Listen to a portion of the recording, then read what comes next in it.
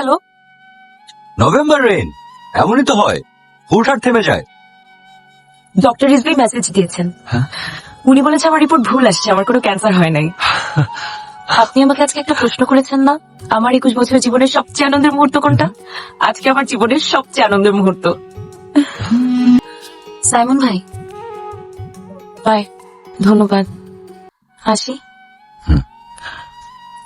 নবনী, minute দেন, কথা বলে আসি মামা।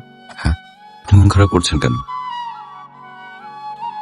ডক্টর রিজভিকে দেখানোর আগে আমি আরো 2 জায়গায় পরীক্ষা করিয়েছি, ক্যান্সার পজিটিভই এসছে। এবার না আসাতে বরং অবাকই হয়েছি।